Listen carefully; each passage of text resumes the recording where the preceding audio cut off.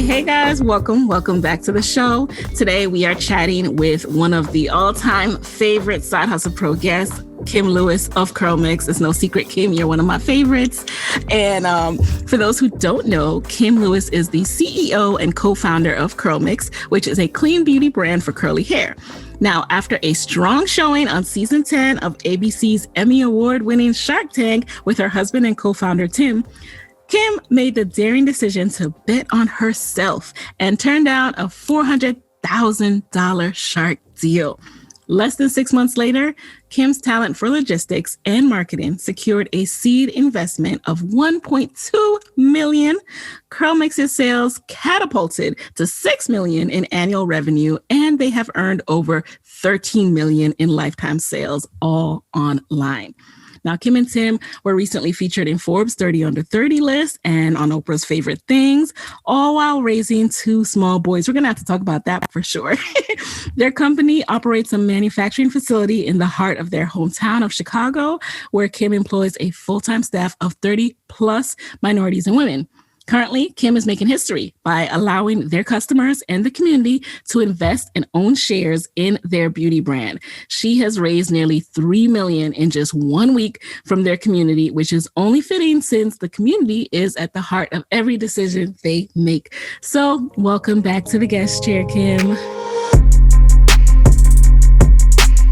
Nicaila, oh my gosh, thank you for having me. I hope I don't hurt people's ears with screaming. I'm so happy to be here. I missed you. I miss you too. Like, first of all, you are my wash and go shiro for, you are the reason, and CurlMix and, your videos, Wash and Go Wednesdays, which we're going to get into, is the reason I had the courage to try Wash and Goes again, because I was like, oh, this doesn't work for me. My hair is not drying. I don't know how they're getting this, but I just followed. I would tune in every time I get the notification. I tune in. I want to see, what you guys are talking about. And I even shared it with a few entrepreneurs. I'm like, this is what you need to be doing. Doing some live demonstrations weekly. Now, not everyone knows what I'm talking about, so let's take it back a little bit. When you were in the guest chair, it was like the early days of Side Hustle Pro. I believe it was 2016. So right when I started, and when you guys were still doing subscription boxes, crazy enough. Tell us a little bit more about the transition from like subscription box company to signature products to dabbling in, different areas again. Like, tell us how you decide your product mix. So we started CurlMix as a DIY box for curly hair. So think of like Blue Apron, but for curly hair. And we did that for like 2 years. And that was around the time I interviewed on Side Hustle Pro. I think my goal at the time was like $500,000 for the year. And I think we didn't even hit it. I think we ended up doing like 2 something. And I was like salty or whatever. And I was like, I had gotten pregnant top of 2017. And I was just like, my business isn't growing the way I feel like it should be growing if it's a subscription box, right? And I talked to a few people and I found out that the margins on my box were way too small. And what I have learned is for anyone who does a subscription box, if you are not getting your products for free, or if you are not making it yourself, the margins aren't there for a sustainable business usually. And so we had like 30% margins for a $30 box, whereas a typical haircut company would have like 70 to 90% margins for the same price for one bottle. And I was like, oh, this, even if I could scale this, I shouldn't, because the math doesn't work.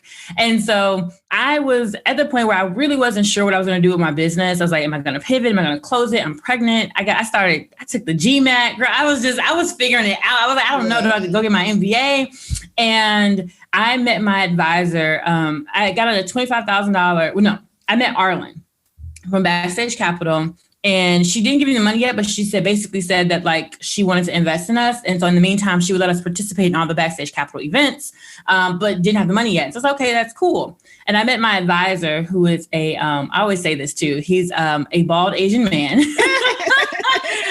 But he is so nice and he is so smart.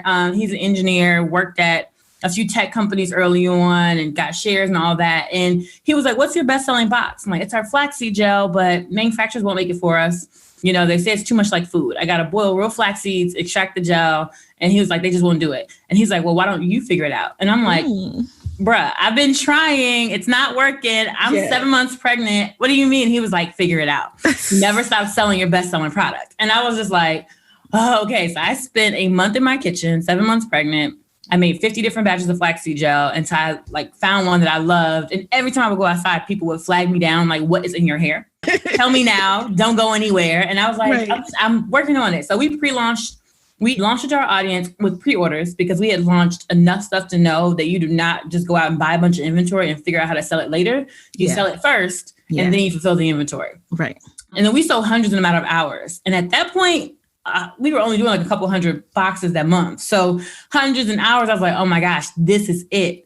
So we literally closed down the DIY box that year. So this was like October-ish. And in January, we pivoted to a full-time, full-on e-commerce brand. So that everything individually started with the flaxseed gel. And the first month in sales, we did like $3,000. And I cried. And I was like, Tim, I told you this was a dumb idea. This is my husband, right? I was like, this is dumb. Nobody wants it. We shouldn't have done this. Oh my gosh, what did we do? Because we tossed out 6 months of content. We had 6 months of DIY recipes and photo shoots and video content. And we just literally tossed it. Wow. You mean for the box, for the products? Yes, for the box. Mm-hmm. And we just didn't even do it. And so the next month I was like, okay, well, I'll try to go for 8,000 or 6,000. And we ended up doing 8,000. I was like, okay, cool. And I was like, man, if we did 16,000 the next month, that's our best month ever as a DIY box. We ended up doing $30,000. We were not spending money on Facebook ads, just micro influencer stuff. And my husband ended up quitting his job to come work for the business full time. And we finally got the check from Arlen for $25,000. And that helped catapult us to $1 million in revenue that year. So that was all pre-Shark Tank. And then the next year we were on Shark Tank, got to about $5 million in revenue, added my team. And then later on down the line, I realized I wouldn't be more like a Procter & Gamble. Okay. What do you mean by that? Procter & Gamble. So it is one of the largest conglomerates there is when it comes to not even just beauty, but just brands in general. They own Tide detergent. They own Old Spice. They own Always Maxi Pads. You know what I mean? You could think of that you buy. Oh my God. Charmin tissue. Beauty products. Man, they started as a soap and candles company in the late 1800s and then went public in 1970 and they're traded on the stock market, and their stock catapulted during the pandemic because everybody was buying Charmin tissue. So it's just they own multiple brands. And for us, we own the manufacturing. So I feel like it makes sense for us to do something like this. And so we launched 4C Only as our second brand, and just to show people that we could do it again. Okay. And I think we did. So I can talk more about it later. But that is the evolution of how we got here. There are a couple of things I want to break down there, right? So first of all, when you say you want to be the Procter & Gamble, they're in different categories, right? And it's funny because you started out as a brand that, hair was so central to the brand. So are you thinking of going beyond hair, or, what are you thinking in terms of being the next Procter & Gamble? Yes. So for me, it's about overlooked segments of the market, right? So I'll give you an example. So 4C Only. Everybody knows that 4C hair is the highest converting segment of the hair industry, right? And I'm not talking like natural hair. I'm talking hair, straight hair, curly hair, wavy hair, kinky hair. It is 4C hair. But nobody was willing to put it on a bottle because they were like, oh, this is going to alienate consumers and everyone wants to be on the shelf. So if everyone's goal is to be on the shelf and to sell to, air quotes, all hair types, no one's going to launch a brand that puts 4C on the bottle. And for me, it was really more so about our customers, right? So on our ads for CurlMix, we would always see but this doesn't work on 4C hair. That was the number one comment. And it was really a battle between, do I launch a 4C collection to serve 4C women? Yeah. Or do I launch a brand? Because many of my advisors were saying, hey, that's a risk to the business. It's a lack of focus. Are you sure? And I was like, but if I'm a 4C woman, I don't want to see someone with wavy curls in an ad saying that a product works for me. You know what I mean? I just don't. And so I knew that was a possibility because CurlMix is more of a wash and go brand. And that was birthed from it being flaxseed gel, right? Yeah. So it's more Diva Curl adjacent just because of the nature of the hero product. And so I was like, I need to serve 4C women and I need to do them justice. And nobody else is going to do it as gracefully. No one's going to put the budget behind it because they're going to be like, oh, it's just 4C. It's just a segment. They're going to give it the small piece of the budget. And my team was like, no, we're going to go all in. We're going to spend the money on it. We're going to make it a separate brand. We're going to put them up front. Your hair don't have to be defined to be in the ad. You don't have to have slick definition, all the edges, slick none back. Of it. None of it. Yes. And so we did that last summer while maintaining CurlMix. We built the brand, which was crazy to do it with the same team. I don't know how y'all are doing this. We don't know either. No, I'm kidding. So we launched the brand at the end of last year, and 4C Only is on track to do $1 million this year. Wow. Thank you. And so I'm just it was the right decision, and it was a risk though, but I'm glad we took the risk. I think it was the best decision. Speaking of doubling down and taking a risk now, how do you know when to really go hard on one product? Like the fact that your flaxseed gel was a signature for so long. How did you know, it's okay to devote this much time to a singular product, even though it has different variations and things like that, and know at the same time when to start expanding your offerings?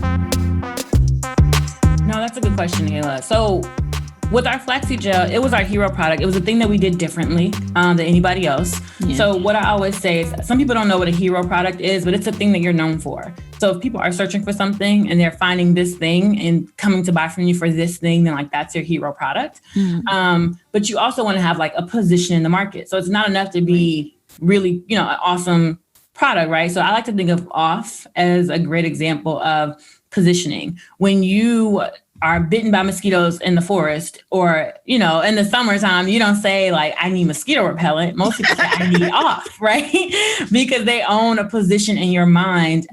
But the off brand, they don't just sell one type of mosquito repellent. They have the mini one. They have the aerosol one. They have the tiki poles for your backyard. They have the ones that sit around the campfire in a little candle. Right. And so they've expanded their product, but their position in your mind is still off, right? I mean, mosquito, in that mosquito repellent family. And so for CurlMix, our hero product is the flaxseed gel, but really people were trying to get a wash and go. Mm-hmm. So it's how can I connect the two? So you don't see us we don't straighten our hair. We don't blow things out. We don't really even do twist outs. Yeah. It was just more so we needed to focus so people could have a connection in their mind for what we did. Mm-hmm. And then once, we did a survey with 5,000 customers and found out that most of our customers were in fact doing wash and goes and were wearing them religiously. Okay, maybe now we can expand a little bit because people know who we are and what we're known for. But if no one knows you for something, then you shouldn't be expanding yet and broadening that, Yeah. And I felt like I couldn't effectively have the 4C only conversation in the mix of flaxseed gel and wash and go because a 4C woman may not want to do a wash and go or is too afraid to do one or, you know what I mean? That's just probably not her cup of tea. She wants to do a twist out. She wants to do a throw out. She wants to do a blowout. And that's not what CurlMix does. So it had to have a separate message. Right. And it sounds like you also had to take on the role of educating your customer a lot. You were willing to help kind of walk them through a journey. And do you also even do that on the base level of hair typing, right? Because some people believe in hair typing, some people don't. It's controversial. Some people are like, what is 4C? How do you approach that part of it? I felt like the hair typing conversation couldn't be escaped. Yeah, it can't be. Because everyone wants to know, what is for me? Even if it's a broad range, right? I think of hair typing like foundation. I know they didn't make it for Nicaila, but I need to know a range that I could slide into. Exactly. Everyone wants to belong to a community too, right? And I think that's also Oprah talks about it all the time, basic human nature. Everyone wants to be heard, seen, and feel like they belong. Mm-hmm. And so the typing happens regardless of whether or not a brand believes in it. Yeah. But what we try to do is teach people healthy principles. And so I started going live every Wednesday for the last few years. Mm-hmm. As of late, we've expanded it to our customers and other influencers and CurlMix ambassadors. But for the first couple of years, I was doing it. And I was either in my shower doing my hair live every Wednesday. I know, because I was watching. Girl. I just also admired the commitment. I was like, they are committed to this. I can commit to watching. I appreciate it. Oh my gosh. I always felt like it was a thing working out. One, I love to do it, right? But working out, it's always hard to get up and go. And then when you do, you're like, oh, that was so good. I'm glad I did that. That's how I felt about Wash and Go Wednesday. But we basically would teach people how to do a wash and go live. And I would do it in the shower. My husband would host. And then we started going into the salon to just show our customers instead of us, because they really need to be the hero, not Kenya's. Yeah. And that was something I learned like maybe after a couple of years, and I understood branding.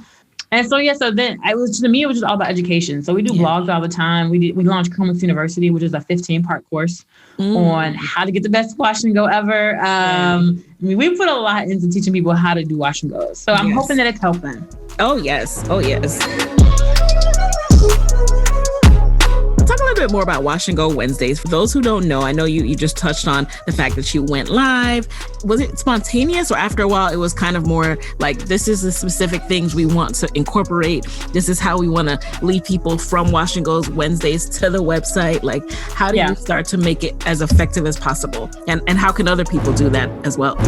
So one of the things I learned, it really came from customer questions, right? So we would get a bunch of questions in our customer service inbox, like, how are you doing this? Like, I can't do it. And, I learned that there's a learning curve with wash and go, with just wash and goes in general for everyone. It does not matter your hair type. Yes, it takes, most people don't get good at wash and goes to maybe like the sixth time they do one, which is like, girl, what? Who's going to keep trying to wash and go six times? Right. The first time you fail, you're like, okay, this is not for me.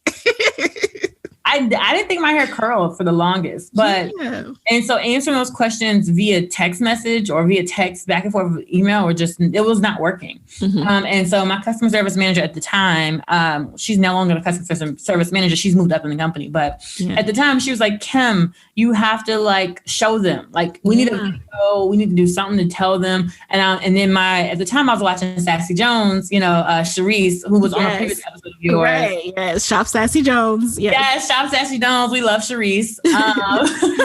And she was going live showing with the Sparkle Party. And I remember seeing her at a Traffic Sales and Profit event. And I was just like, okay.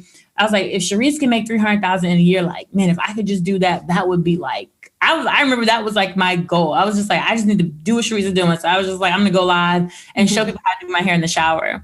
And then we started like making a little bit of money doing it, but also our customers were learning how to do their wash and goes. And they were posting pictures in our groups and on social media. And I was like, okay, this is working. They're like, Kim, can you come back next week? And I was like, oh, you want me to do this like multiple times?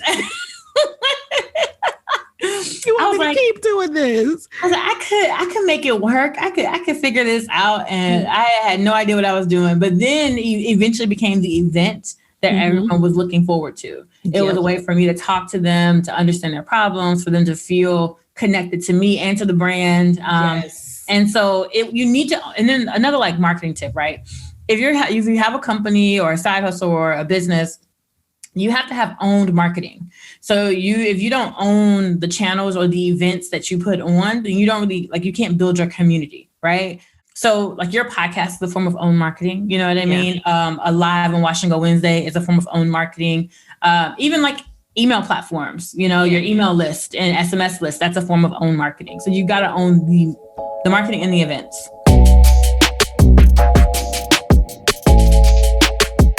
Break that down a little bit, because a lot of people, they think, oh, well, it's social media, so you don't own it. People are always lecturing people about that. Oh, you got to get them on email list. You don't own social, but there's quite a bit you can still own within social. So why do you still consider that owned marketing? So the content that you create live, if you can download it, you own it. So you can repurpose it. You can put it in an ad. You can put it in an email. You can put it on a landing page. You can put it, if you can download it and put it somewhere else, like you own that, right? Yes. And we have to do content. So one of the things I used to not believe that content made money. Yeah. I used to yes, I know, right? Because I'm like, I sent a blog, it didn't make no money. So I posted on social media, it didn't. No one clicked my link, like exactly. And I tracked the link, so I know nobody clicked it, right? Exactly. And then when I had a coach, and she was like, "No, Kim, that's foolish. Stop saying that to people. You sound crazy." And I was just like, "Okay, but what do you mean?" And so I realized there's a funnel. And content is at the top of it. At the top of the funnel, it's going to get the broad reach to people you don't know. That's what those 3-second views are on YouTube or on Facebook, right?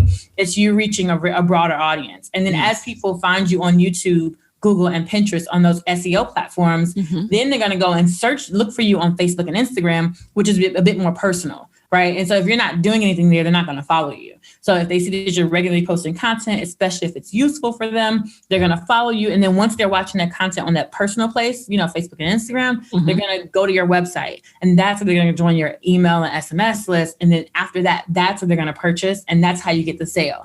So for me, in the beginning, I was doing micro influencer stuff. So I was doing a little bit of top of the funnel, well, mid funnel, right? Mid funnel, Facebook and Instagram.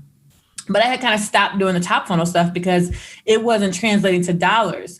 But I wasn't running ads. So if you're just doing content and you don't have a way to engage them on Facebook and Instagram, and you're also not running ads and or collecting emails and SMS, then no, content is not gonna make you money. But if you are running ads, you're sending emails and SMS, you're active on Facebook and Instagram, then it makes total sense to do content because that is going to make you money. But what I didn't understand, that funnel, that concept, I was not making money, Yeah. But within that content, you have to drive to those other things, right? You have to make sure they know that they have that connection of here's where I go and buy now. Yes, exactly. All right, guys. I know you're spending a lot of time thinking about your side hustle, how to get started, all of that, right? But have you thought about how you're going to email and stay connected with your audience? What about how you're even going to make money? Well, don't worry, because Aweber has thought about all of this for you. Aweber has all the tools that you need to stay connected with your audience, share your messages about your products or services, and make money. With Aweber, you get the email marketing solutions that you need to grow your business. You can choose from a huge library of pre-built email templates, so you don't have to have a lot of experience or be a graphic designer to create beautiful emails. You can just use the easy drag and drop features to create your custom emails. You can even connect to your brand's Facebook page, and then an email design will automatically populate. How cool is that? Aweber also has a landing page builder with access to unlimited landing page templates and a pre-stocked image library. So you can create your custom landing page in minutes without paying thousands of dollars to a graphic designer. Plus, using the landing page builder, you have the ability to collect payments. So you can set up a landing page and start selling your products or services online directly through Aweber. How cool is that? It only takes a few minutes to get set up and boom, start making money. Oh, and you definitely need to use Aweber's web push notifications. It allows you to send messages to your visitors even when they're not currently on your website. Yes, that's pretty cool. And all of these features are included in an account. No a la carte pricing. They even have a free plan. But guess what? Side Hustle Pro listeners, you can try Aweber's Pro plan right now. No risk, no credit card. Just visit aweber.com and use code HustlePro to get a free 30-day trial of Aweber's Pro plan. Again, that's aweber.com and use code HustlePro to try the Pro plan free for 30 days. Enjoy. And nothing I thought was really smart and is really smart about what you do with Wash and Go Wednesdays, with all the content that you create, is you are educating and you're also preventing people from misusing your product. Because a lot of people like to go out there and say, oh, this didn't work for me. And then when you get down to the nitty gritty, it's because they went rogue. They decided, first I'm going to put some, extra virgin olive oil because that's how I pre-poo. Right? Yes. And then I'm going to do this because I like how this smells. And then they're like, why is this flaking? Why is this doing X, Y, Z? So I think it's so smart that you're telling people, listen, here are the steps. I'm showing it to you. Stop that other stuff. That's so funny. Thank you, Nicaila. No, and you know what? The reason we ended up doing that, when we did it before, we realized we were just trying to just help people, really. But what I ended up learning later is that in the book Story Brand, it changed my life, by the way. It talks about being a guide and showing your customers how to use your products. As a community, if you have a community, you guys have a set of rules you live by, right? That whether you be, if that's the Black community, whether that's the Teachers Association, or whether that's the entrepreneurs, right? We hate when people say, oh, pick your brain, right? That's that's a rule we live by. You don't say that, right? When it came to Wash and Goes, we had to have rules for our community so you can know if someone was plugged in or not. It's almost like Greek. You guys have rules. People can't wear your paraphernalia. No, they can't. Exactly. That was something I learned later in the book Story Brand, which changed my life after starting businesses. And I was like, oh my gosh, I wish I had read this first before I started a business, and I would have followed it to the letter. But I found out after I had made $1 million. So I'm like, oh, I got to fix some stuff. Well, I mean, that's not a bad problem. You said I found out after I made $1 million. Yes, I know it was like could have been 10 million, right? If you had known that from get-go. And by the way, you have like a phenomenal book list. Like, you're the type of person who is just like always reading. I see you like on Instagram and your stories, you're always sharing, you're always just, you have this hunger for knowledge. And so, yeah, you're going to have to like create a custom book list or something for Side Hustle Pro listeners, because you got it. Thank you. Let's talk about your approach to ads when you started really putting more attention and investment in ads. How was that process for you? Oh, it was scary. I've wasted some money with ads before. I think I like listened to a Google rep that reached out one time and then like let them kind of run it, and they spent like $15,000, and I feel like I made no money. But at the time, I didn't have my funnel set up. I shouldn't have let them do that. I should have just like, no, like I'm not so sure. That was like one of my mistakes. So that happened maybe a year prior. And I was like, I'm not running no more ads ever. And then I joined the TSP community. And I saw that like ads is a part of the funnel. Like you had to run them. So I was like, okay, but once you know who you're talking to and what they're going to buy, then you can run ads. If you don't know who's going to buy your product, who's most likely to purchase it without you having to sell them too hard, I wouldn't run ads yet. I would still try to figure out how you can get some organic traffic. We didn't start officially running ads until we were at maybe $40,000 a month in revenue organically. And then we were like, okay, let's start with $30 a day. Okay. And once we were getting like a 4 or 5x on that, okay, let's bump it up to 50. Let's bump it up to 100. And so I want to say we slowly scaled to maybe a couple thousand a day. And that was my approach. And I say slowly, I mean, that period was over like maybe 3 to 6 months of going from $30 a day to $1,000 or $2,000 a day. And I think it's a matter of like testing. You can actually see like competitor ads. I don't know if people know that. Look at the ads library on Facebook. I'll link to that, you guys. Ad library. Or you can Google that, ad library. Yep. Google ads library. It's going to help you see what bigger brands are doing. And so a lot of times we like to look at people in our industry and copy what they're doing, but that's not the best way to do it, right? Because you can't be sure that the person that you're copying in your industry knows what you're doing. Right. And you also can't see their results. Like, no, you cannot. And sometimes people's goals, right? Like if I'm a big legacy brand, right? Think of a brand that maybe sold for $1 billion.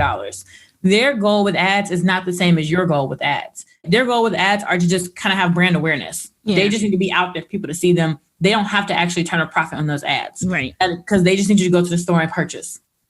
If you are a brand that like me, that was, before I like making less than $1 million a year, you need money, like you need sales with those ads. And so they need to convert and they need to tell a story. They can't just be like sale. They have to be kind of like content that kind of hooks them with the sale at the end, or it makes them curious enough to click. That's usually the goal. Take it one step at a time. It's like, maybe don't try to sell them all the way in the ad. Maybe just get them to click in the ad. And then on the landing page that they get to, then try to sell them on the product, So how you mentioned like you have to really know who wants your product before you can start advertising. How do you recommend that people do that? Did you do a survey? Did you just, after a while of having the CurlMix box, start to see who was responding and, what they were buying?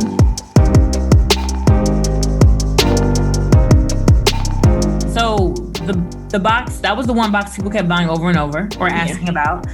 So that was like a big giveaway for me. But something else you can do is if you write blogs about your products or content, whatever is like the highest searched term, you know what I mean? Or you can go to Google Trends and type in a few keywords and see how often someone's searching something.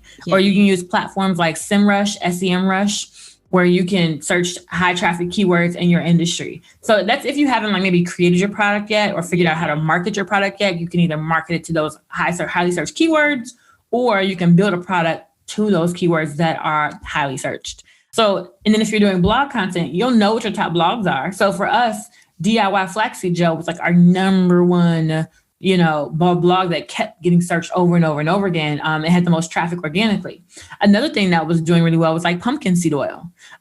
We didn't launch a product for pumpkin seed oil, but it was like one of the second DIY hot oil treatment with pumpkin seed oil. What you laughing for? You like, oh, you about to? I'm laughing at the randomness because I have a couple search terms associated with Side Hustle Pro that have nothing to do with side hustling, but I don't know. That's where people can find that person, I guess. And what I also learned too, Nicaila, is that when I would go to expos, I think, expos are kind of underrated, right? They're not necessarily the best for making a lot of money because you do a lot of work for like an okay amount of money versus just figuring out some Facebook ads and making the same amount of money. Yeah. But what it helped me do was really get good at talking about my product and talking to people and knowing who my target audience was. Yeah. Because I would go to places like, let's say I was in New Orleans, right? And it was like Essence Fest or something. Yeah. And I'm selling a DIY kit. I would talk to a lady like 10 minutes and I would say like, oh yeah, and like it's natural shea butter and blah, blah, blah, blah. And you got to do this and this and that. And at the end of the 10 minutes, she would say, so I got to mix it myself. And I was like, oh, no. I was like, she's not finna buy. Like, she's not going to buy. But when I was at the first Blavity event it wasn't Summit 21 back then. It was like Empower Her. Empower Her. Yep. Yes, Empower Her.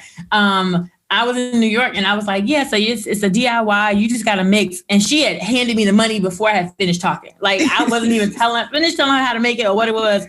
2 minutes in, she was like, give me 3. And I was just like, oh, so like that is the example of like, this is my target audience and this is not. And so now I know I need to be targeting women in New York, ages 20 to 30, who are interested in do-it-yourself organic products. Like that was how I learned before I even got to Facebook ads. Yes.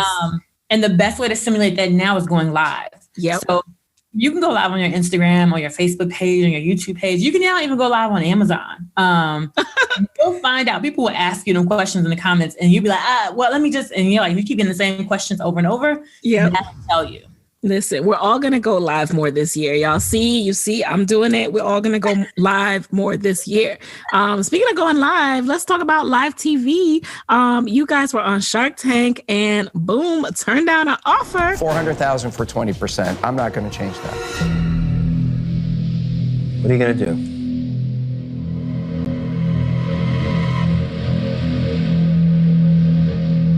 Sorry, Robert. Oh! Can't take that. Yes, we cannot take that. I respect that.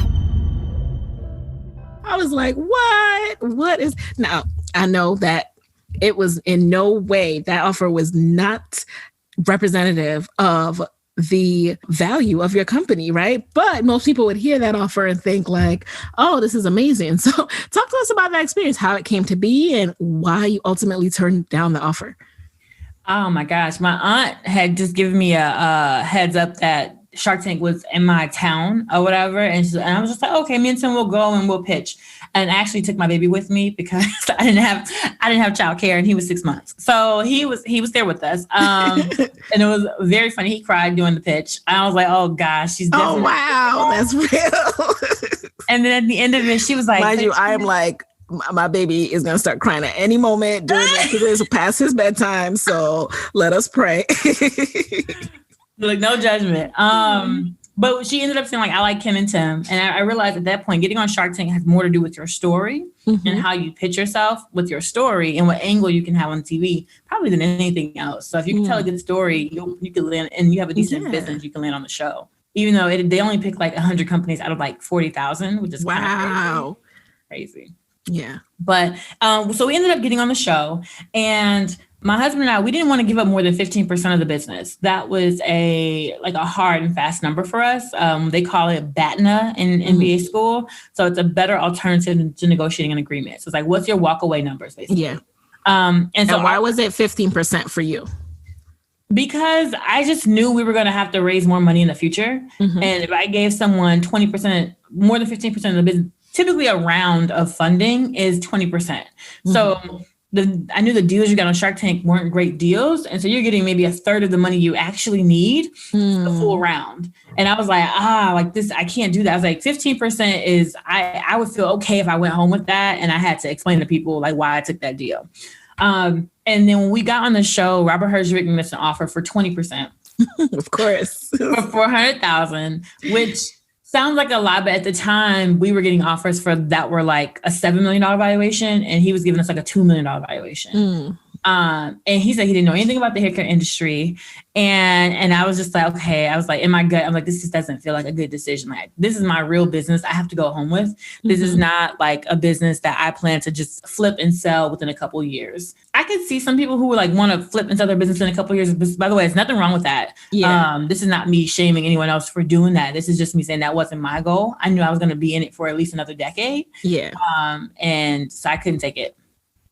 And, you know, it's so funny that you say that because, after those lights go off and, you know, they play the music, like you got to live with the decision. You have to now work with this this investor who truly doesn't know anything about your lane and you want.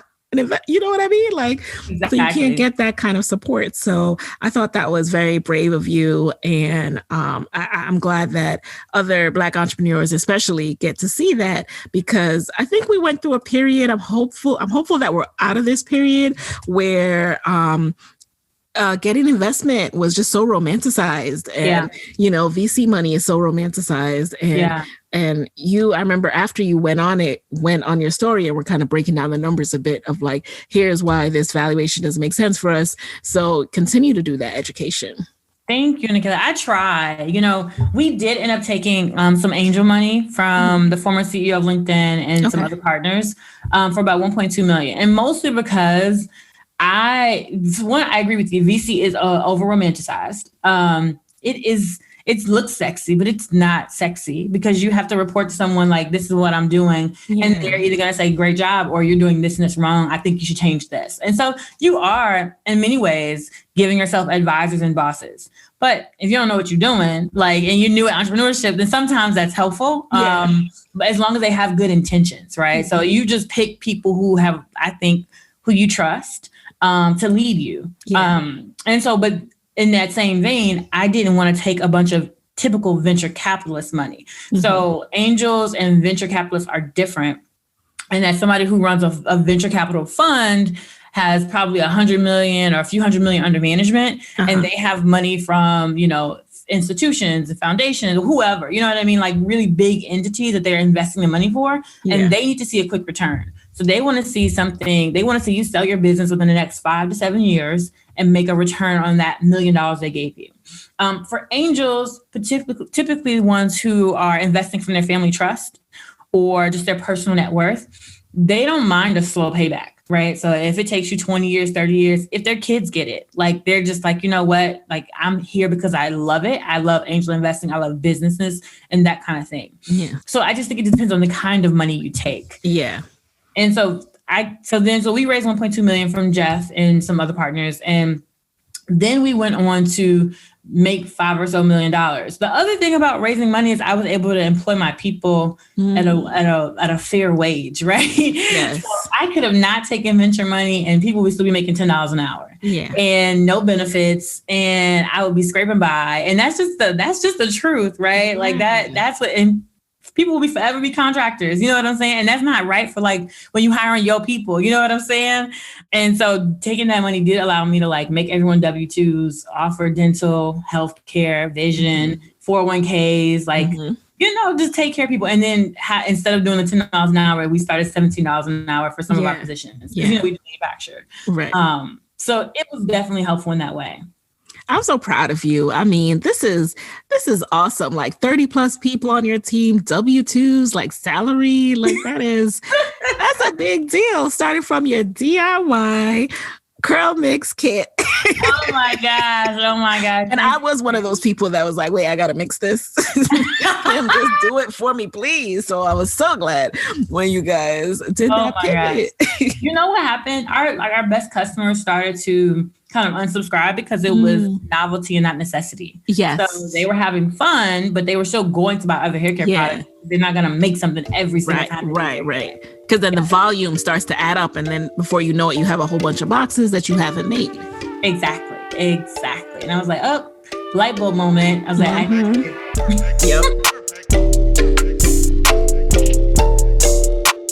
Now you're raising in a different way. So you said you've raised over 3 million in a week.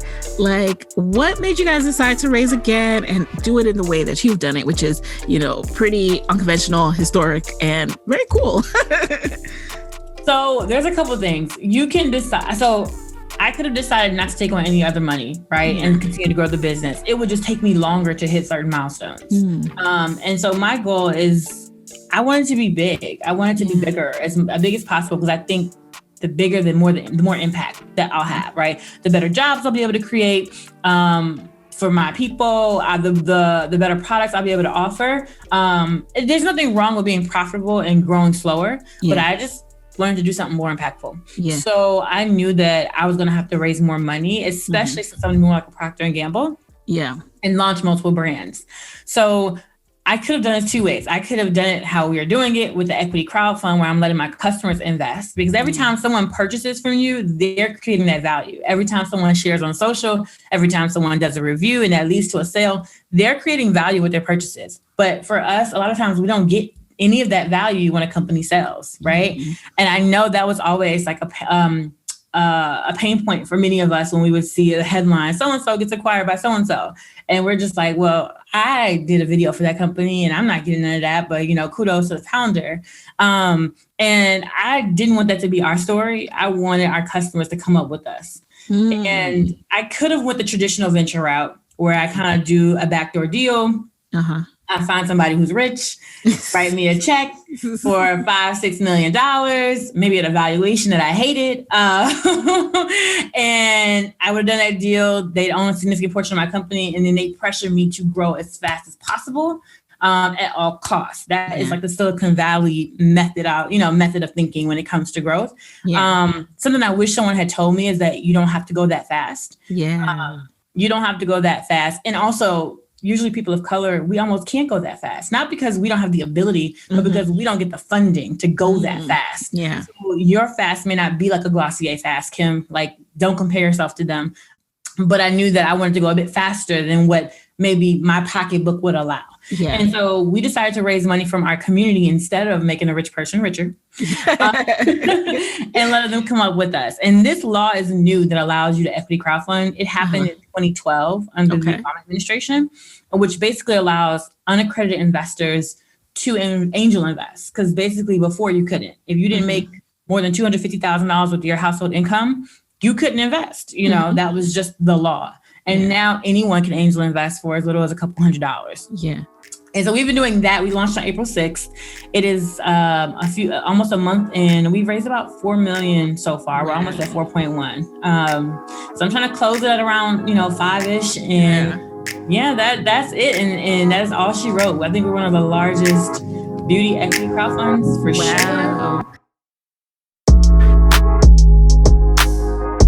Explain to people, what does that look like when you one day sell, exit, all the people who were a part of this round? What happens? How do they come up with you?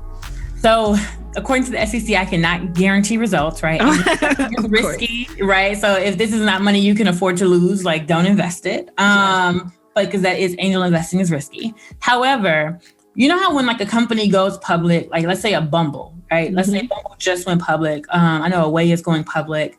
And the people who are making the money when it goes public is not the people who are buying into that company that day, right? You might make some money a decade from now, but the people who are making the most money are the people who bought in when they were worth $20 million, when they were worth $50 million. And now that they're on public on the stock market for $1 billion, those people are seeing a 20, 30X on their investment. So at this stage, we're allowing people to invest before we get really, really big, right? So they can own shares. And the only way that they will see money as a return is if we have some kind of liquidity event. So if we sell the company or we IPO. If we don't do one of those two things, you won't get your money back. However, it is my plan to IPO and be like a Black-owned Procter & Gamble traded on the stock market. That is my goal. I'm in it for the legacy, for what that would mean for Black people. The money is cool, but I'm in it for that. And I see it. I mean, if there's anybody, you know, that I see it for, like, it is CurlMix, it's Kim and Tim, and you guys are doing it. And I really don't know how you're doing it with 2 kids. So please share. I'm here. I got my pen and I'm ready to take notes. Especially when you mentioned not having childcare. Well, I know you're in Chicago, so you do have some family, right? But how do you guys figure out, like, is it nanny? Is it daycare? Is it work certain hours and shifts? How do you do that? Girl, it's a village. Okay, that's it. It is a village. My sister, she does watch our kids during the day. I did not have childcare for the first year, and if I'm being honest, right? That's us. I didn't have childcare, so if I'm being honest, my baby was in a playpen all day. And he watched a ton of Sesame Street, right? And I have my second child that we have, and I had childcare. I had childcare maybe a few months into him being born. There was a difference in how they developed, because my oldest son, he's 3. He didn't have me all day. He was like watching TV, and so he's still very smart, still very like. He's reading his first words. He's, all of that stuff. So he's definitely advanced for sure. But there was a delay in his development because he didn't get that engagement. My youngest baby, he's 1. And his words that he knows are much bigger. He could walk faster, could talk faster, all this stuff. And so that is one of the sacrifices that happened with me pivoting my business with a newborn. Don't you think that's a little bit of second baby too, trying to keep up with big brother? Yes. I'm not gonna have you beating yourself up, because I see my nieces and nephews and how the second baby is always trying to chase after the little one. I mean, the bigger one. This is so true. You're right. It's definitely some second baby stuff in there for sure. But I would be lying if I didn't say I had a little bit of guilt about that. But I'm also going to leave him. He gonna have all the wealth. Right. Never imagine. He will not mind when he gets that trust fund. Trust me, not one bit. He will be okay. He will be okay. And I mean, and this is why I know I can't base everything on social, but you guys still spend a ton of time together. So it's like, we can't beat ourselves up, because I mean, there are people who are literally never able to be with their kid because they're in corporate, or they're in a job where they're always on the road. Like, you guys as a family, like, you're all in, like, even if it's in the CurlMix office, the babies are crawling on the floor. I see that sacrifice in it, but I see that family together time also. Thank you, Nicaila. We really do try. I've learned all of these, with the moving goalposts, right? So it's like, we made 6 million last year, but I wanted to do 10. So I was a little disappointed that we didn't hit that goal. But that's, the moving goalpost. I'm like, Kim, you're always going to be moving this goalpost. You're always going to be like, it's not going to be good enough for you. And that's not okay. And like, what's really important? I'm like, my family. Like, what's really important? My kids, my husband, like getting to go watch a movie with them at the end of the day. Like, that is what makes me feel good and fills me up. And I love what I do. I love creating things. But at the end of the day, like, they're the most important. And I'm fully aware of that. And so now that I know that, I feel like there's not much more that I want out of life. And I guess this IPO thing, I think I would love to do that. But my family really, really, really, really fills me up. And I cannot forget to mention Tim. He is I was just about to bring up Tim. I was just about to say that, your situation, sorry, I'm just, like I said, baby, it's bedtime. So we just coordinating. No, you're so good, let me start over. But, I remember one time there was like a poll or something. I think maybe I posted it it was about, how much work and mental load moms take on. And you're like, I can't, I honestly can't take credit for this, because Tim takes on a lot of what is traditional mom work, right? Yes. Tim is the primary caregiver and I was going to say for our kids, but shoot, our family, for me too. Okay. I was like, he's making the coffee every morning. I know, like, those meals. I mean, do y'all deliver? Come on, Tim. It's not right. And I ask him all the time. I was like, do you like doing this? Like, are you happy? Like, is this what you want? He's just like, I want nothing more than to take care of my family. Like, when we started dating in high school, I was like 16, 17. And I was like, what do you want to be when you grow up? And he said, a dad. And I was like, I was like, yo, shout out to good daddies. And I have to shout out my husband here too, because shout out to dads who love being dads, good daddies, Yes, and you know you got a good one over there. I know that. I have no doubt. Yeah, we're in it together. Like he's holding, doing bedtime right now. And like we all day we're just shuffling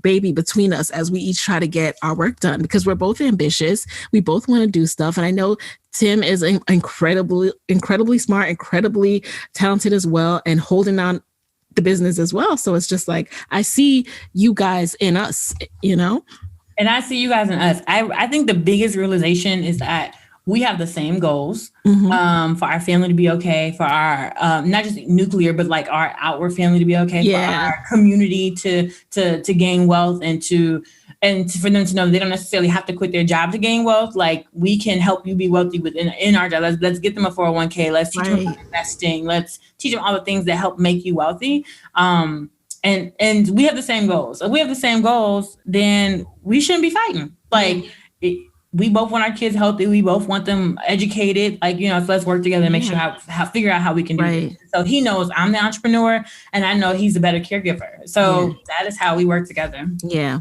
And that's so good too, to really have those open conversations and recognize that there's a lot of, talk about who does what, and everything can't always be 50-50, but you guys got to lean into where you each shine. And I'm talking about us as well. Like that's what I've learned in parenting so far.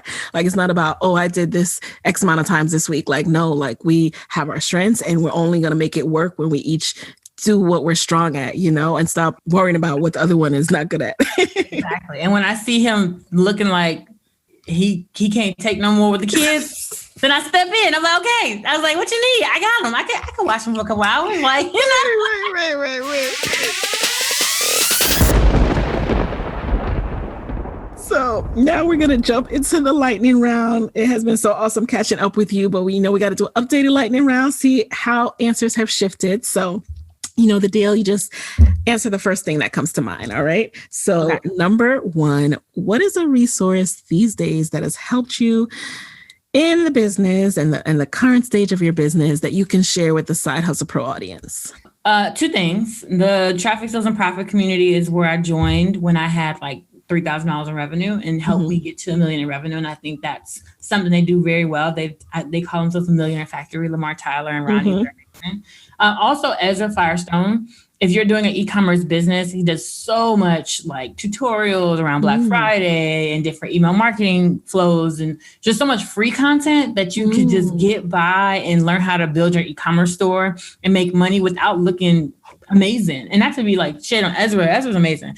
But, his brand, people think that we have to have like the prettiest packaging and the prettiest logos and da-da-da. And it's like, actually, you really don't need all that. You just need to learn how to make money and you can fix the branding later, So those are my two.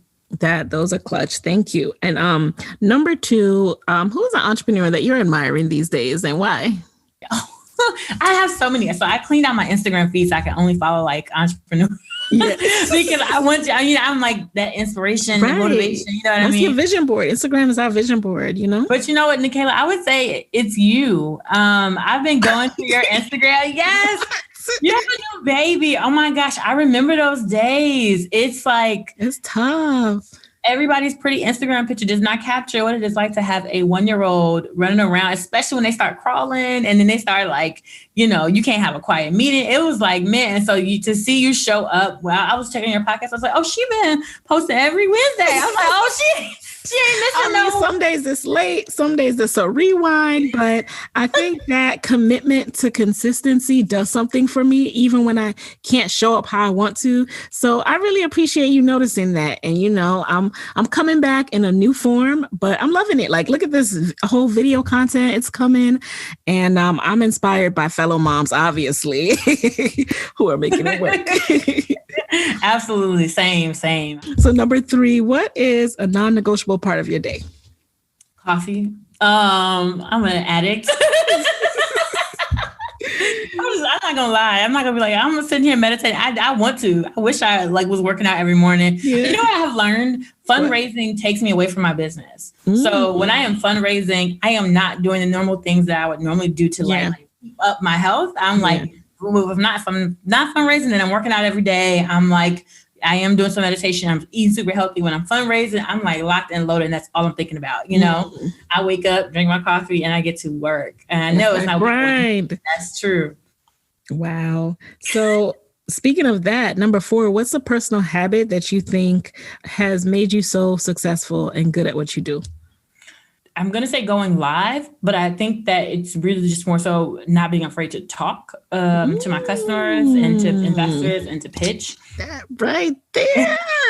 Talking at expos, going live on Facebook and Instagram all the time, pitching at events. I've never won money at a pitch competition. And it's crazy because it's like, what do you mean? Like you're on Shark Tank? No, I've never won money. Like, but I pitched at probably 30, 40 pitch competitions on the game. Wow, I didn't know that. And just talking, getting good at talking will take you really far. I love that. I love that. That was speaking to me. And that's a commitment I'm making this year. And I think I'm finally going to join you guys over in TSB too. Because I'm ready to ramp it up. You know, slowly, but I'm still ramping up, going to the top. So final question. What is your parting advice these days for fellow Black women entrepreneurs who are scaling their side hustles? Oh my gosh. I mentioned it in the podcast earlier, but you do not have to go fast because there's no finish line, you know? And it would, if we were running a real race, sure, go fast, but there is no real race. You set the pace for whatever your race is. And it is a marathon with no finish, you know? So if you were running a marathon with no finish, you would not be trying to be sprinting. You know what I'm saying? Like you just wouldn't be. You're like, you know what? Okay, I'm gonna just bite off the next thing or figure it out or just, take the time. And I think trying to go fast or faster than, or feeling like I should be doing better than I was or whatever is bad for your mental health. It makes you feel like you're not accomplishing things when you are. It makes you, and it's crazy, right? So it's just like, you don't have to go fast. Wow. You're just preaching to me tonight. And this is why I'm so glad, like the new mommy struggle has been real. It makes you question yourself, question where you're going, what your goals are. But, that was one of those messages that I needed to hear, and a reminder that like this period has slowed me down, but it doesn't mean that, who said I had to go fast anyway? Like this was also a goal of mine. This was also something I wanted in my life. So it's okay that things are slowing down. Like who says I got to go fast? You know what? Oh my gosh. Okay. I got another little story. I met this woman who was, I want to say she's in her 70s and she looked amazing. Black woman.